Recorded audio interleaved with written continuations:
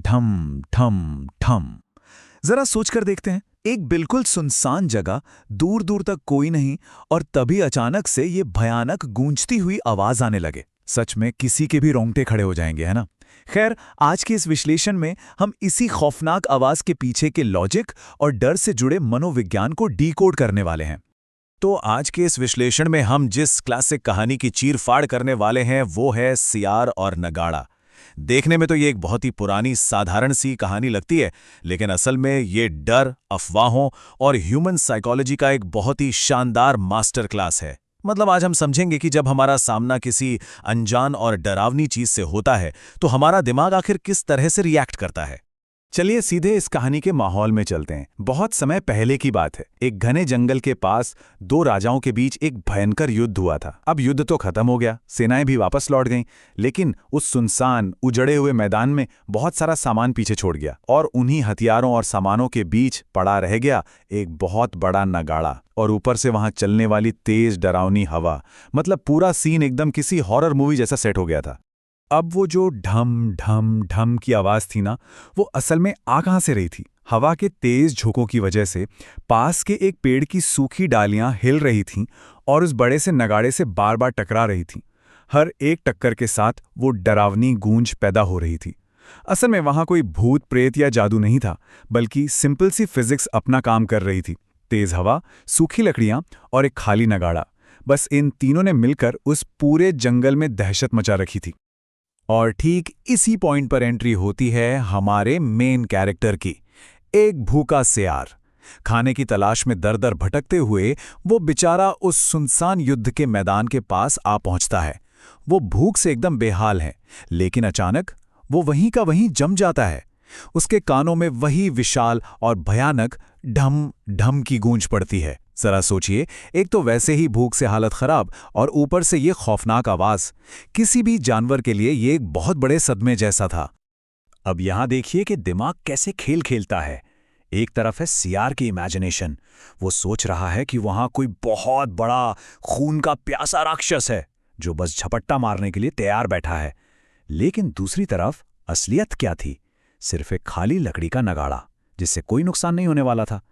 अक्सर हम देखते हैं कि जब भी किसी अनजान चीज का सामना होता है तो हमारा दिमाग उस खतरे को 100 गुना बड़ा करके दिखाता है।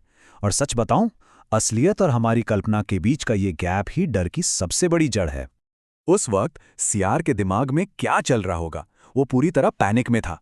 अंदर ही अंदर सोच रहा था, भाई ये कैसी भयानक आवाज है, पक्का यहां कोई बहुत खतरनाक जानवर रहता है।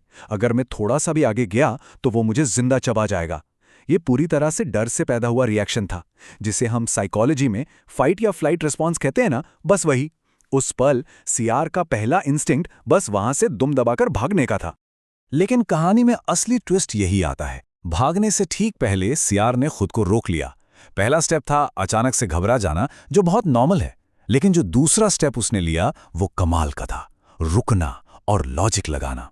उसने सोचा कि बिना देखे ही डल जाना तो बेवकूफ़ी है।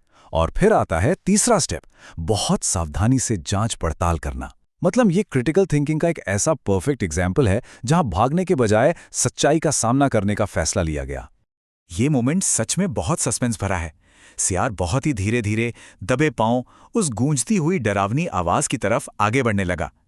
जैसे जैसे वो पास पहुंच रहा था, उसकी धड़कनें और तेज होती जा रही थीं। पता नहीं वहां सच में कोई दैत्य होगा या नहीं। क्या ये जिंदगी का आखिरी दिन है? दिल जोरों से धड़क रहा था, लेकिन सच जानने की जो तड़प थी उसने डर को पीछे छोड़ दिया था। उसका हर एक कदम बहुत बड़ी हिम्मत का काम था। अब इस पूरे इंसिडेंट का सबसे मजेदार हिस्सा सामने आता है। जैसे ही वो सियार उस नगाड़े के बिल्कुल पास पहुंचा और उसने देखा कि महज एक पेड़ की डालियां हवा से हिलकर उससे टकरा रही थीं, भाई साहब उसकी जान में जान आ गई। उसने राहत की एक बहुत लंबी सांस ली और अपनी ही बेवकूफ़ी पर हंसते हुए बोला, यार मैं तो फालतू में ही इतना डर गया था। सिर्फ एक तेज आवाज सुनकर डर जाना सच में कितनी बड़ी मूर्खता है। सारा खौफ एक सेकंड में हवा हो गया। चलिए आगे देखते हैं कि फिर क्या हुआ। अब जब डर का भूत उतर गया तो सियार को अपनी भूख याद आ गई। उसने उस विशाल नगाड़े को देखा और सोचा कि इतना बड़ा नगाड़ा है तो पक्का इसके अंदर मांस और खून की कोई बहुत बड़ी दावत छिपी होगी। बस फिर क्या था, उसने पूरी ताकत लगाकर उस नगाड़े को फाड़ डाला। लेकिन जब उसने अंदर झांका तो वहां लिटरली कुछ भी नहीं था। वो विशालकाय नगाड़ा अंदर से पूरी तरह खोखला था। यहीं से हमें एक बहुत गहरा और पावरफुल सच समझ आता है, जिसे हम हॉलो थ्रेट या खोखला खतरा कह सकते हैं।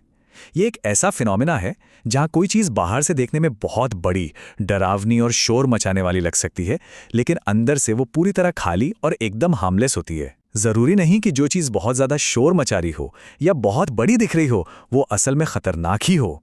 कई बार वो सिर्फ अपने अंदर के खालीपन को छिपाने का एक मुखौटा होता है।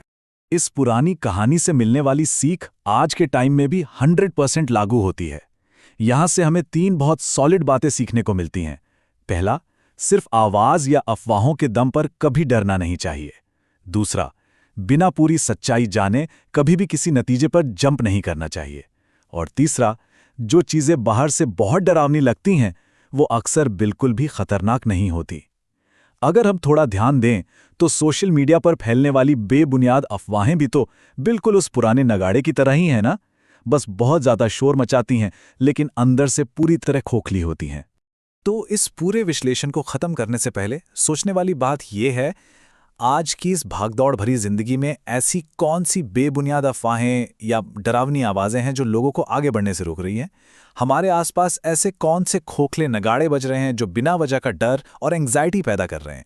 अगली बार जब भी कोई बहुत बड़ी और डरावनी बात सामने आए तो तुरंत घबराने के बजाय एक पल रुकना, दिमाग लगाना और खुद से ये पूछना बहुत ज़रूरी है कि क्या ये सच में कोई खतरा है या बस हवा से बजता हुआ एक खाली नगाड़ा। इसी थॉट के साथ आज का ये विश्लेषण हम यहीं खत्म करते हैं।